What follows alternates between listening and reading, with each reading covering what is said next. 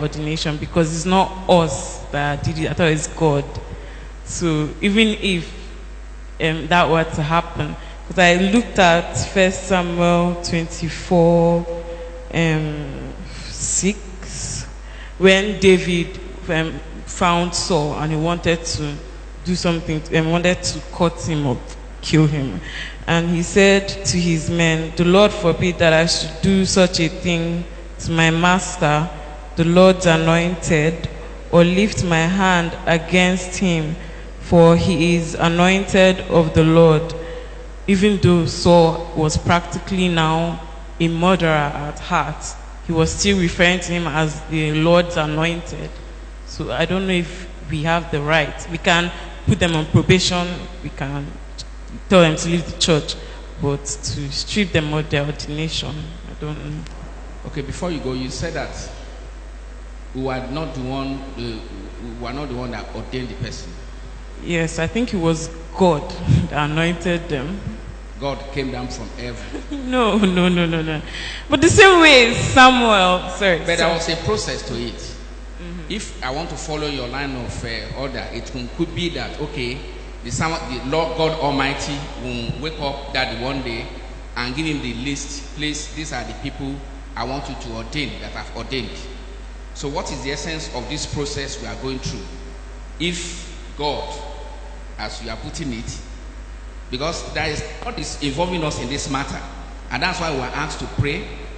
We are asked, when a day we see all online up here, and we'll be asked to say what we know about this person be ordained or not. I hope you understand that. Eventually, the final authority on who to be ordained or whatever won't be in line with the servant of God who is representing God Almighty.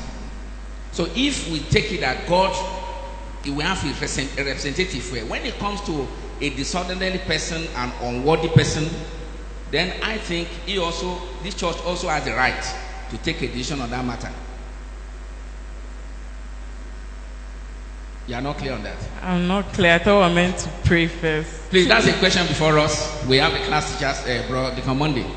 Yes, Dr. Anselmo, please, can you come forward? That's a very valid question, because I've also happened to be in another forum where Daddy spoke about ordination, especially when you talk about ministers, their conducts. A minister may fail, and oftentimes the members may want to petition and then write. Daddy advised against that in another forum. And then in this case, the process of ordination I believe, is a lifetime event, which by my own understanding is once ordained is ordained. But I have in another of our gatherings said that the purpose of ordination is for the local church to have people that will assist the pastor in the running of the church. But when it becomes something in an unworthy manner, somebody is causing trouble, at times you allow the person between him and the Lord. Let the Lord decide. If we believe that God will not keep silent. If we believe that God is alive, he said he will build his church and that the gates of Hades shall not prevail. If we believe it and have faith in the integrity of that God who allowed that person in the first place to be ordained.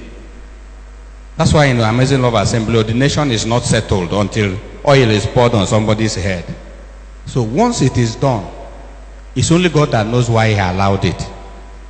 But the process of ordination, we do our part as humans and then pass the ball, like this one that we were all involved. Daddy cannot even do it on his own. He will still take it back to God. He will still stay awake, pray, seek the face of God. It's a very tasking event, which is supervised by God. I won't agree with the young girl that it is God's affair. It is God's affair. We should leave that to God. Okay, Dr. Anselm. Those we've seen in the Bible whom God retired,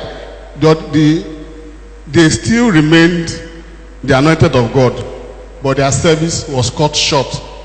They were removed from service. We look at the example of Saul and several others. God just brings a replacement.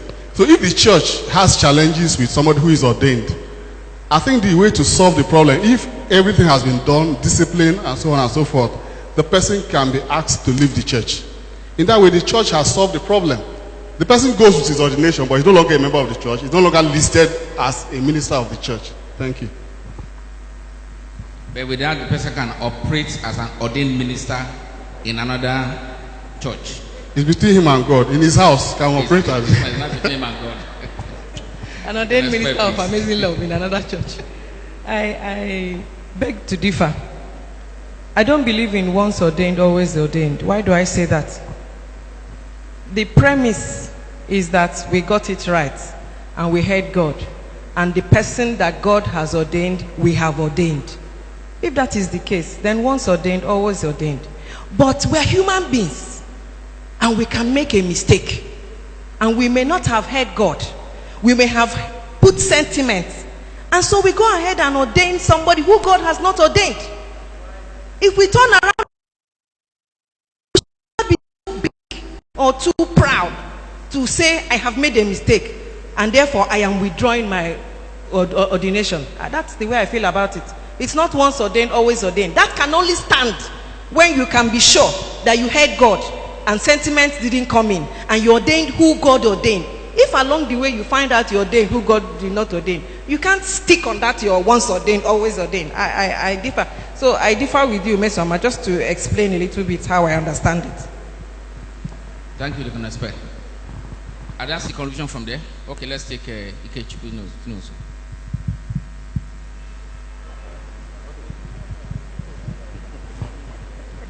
Praise the Lord.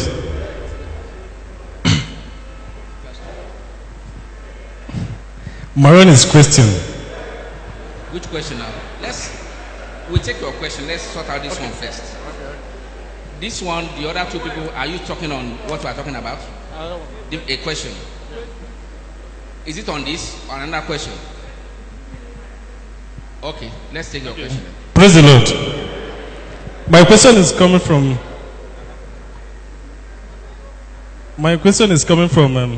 1 Timothy chapter 3 verse 1. It says, this is a faithful saying. If a man desires the position of a bishop, he desires a good work. So my question now is, can a man write to the church and say, please ordain me? So that's my question. Praise the Lord. Can a man who has the desire, based on what I read now, and say, ordain me to be this? Bro, Chido, that's my question. Someone raised this question last week, Wednesday, and we have sorted out that matter. Is it that you are not here or something, or what happened?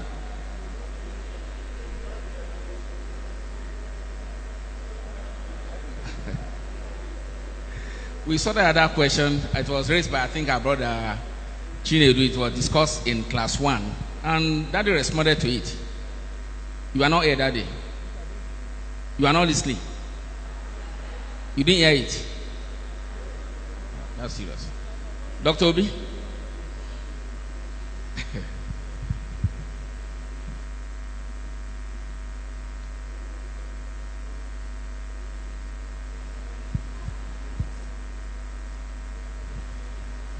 Praise God.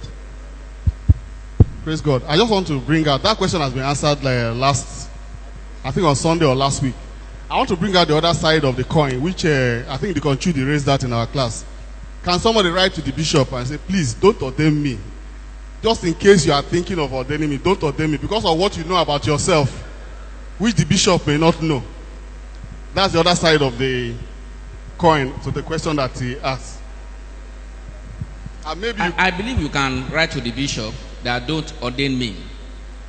And it's another way of saying that if God speaks to you concerning me, don't tell me. Whatever God saying concerning me is completely irrelevant. You can write. But make sure that you have heard God in writing. Okay. The way you are looking at me. You are the And the moderator. second eye is looking at daddy. Why can't you face daddy and ask daddy directly? I don't understand this. Please. You know that this thing you are asking, I don't have an answer to it. No, see, oh. The final ruling on the matter lies with daddy. Wait, So oh. face, Wait, oh. You are the one I'm seeing. and I'm telling you where to direct your eyes. I'm to. not looking at that, I'm looking at you. So, you should answer the question and then tell us what to go home with. Daddy, you have to deliver your boy tonight.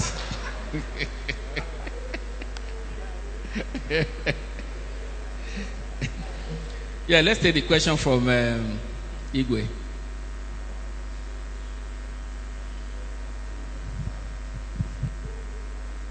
It's an answer to the question. What I think, I feel I'm standing with Auntie Pearl. If it was truly from God, and yes, that is sure, this person is God that ordained this person. I don't feel you can take back the ordination unless it was done in error, and you are very sure that this ordination was done in error.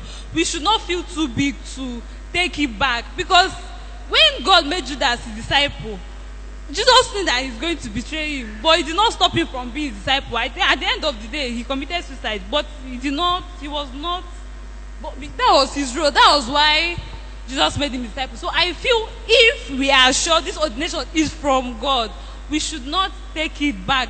We should leave that person to him and God. God knows what, or the church can issue out discipline or something, but I don't feel it's taking back the ordination. That's what I feel. Thank you, Makwa. Thank you very much. Let's take a Chidera.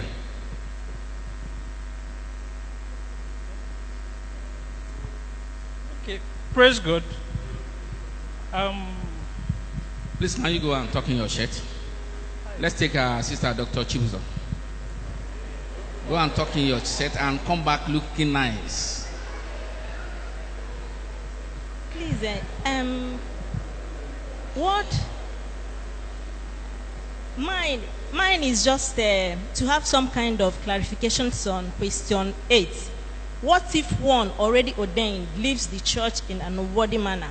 Should the church publish a disclaimer to avoid their misrepresenting the church? What I want to ask is, what kind of disclaimer do we have in mind? Do we mean a public disclaimer that we see in newspapers? Or just the one we talked about, publishing something, removing names in our magazines? Because it will help me to really understand what is at stake. I don't know. No, it was a question we sent to the classes, and we say publish a disclaimer. And you are a lawyer. I know what disclaimer means. And it can be in any publication. And I think it may have to do with the degree of the issue. Because there are some issues that you can't, as a church, you can't keep quiet over that matter. There's a way somebody will have taken the name of the church out, malign the name, and even do all manner of things, and people begin to come to ask questions and a lot of things. I don't think this church would like to keep quiet on the matter. So, and to looking at the degree at which that person has taken the matter, the church must also be ready to take it to that level, so that people will know this is the position of the church on this matter. And in cases like we have cited, and our publication go a long way to let people know, when you are reading the publication of our missional assembly and you read what is there, you know that this thing is from our missional assembly. This is the position of this church on this matter. But I feel that if there's a need to publish it in the newspaper, if there is a need for that, looking at the degree of the issue, I don't think there's anything stopping the church from publishing it. You want to hear from that the way you are looking at that? Yes, I would like to hear from him. But I want to also say that it has implications if it's a public disclaimer. If we are doing it in newspapers, I think my personal opinion is that there should be an element of a criminal element. Maybe the person, a proven criminal element, that has to do with the person. And when we are publishing, we are number one, protecting the church. And we are also giving a duty of care to the public, to beware of this person. If there is no criminal element, we are protecting the public for nothing, and we are exposing the person.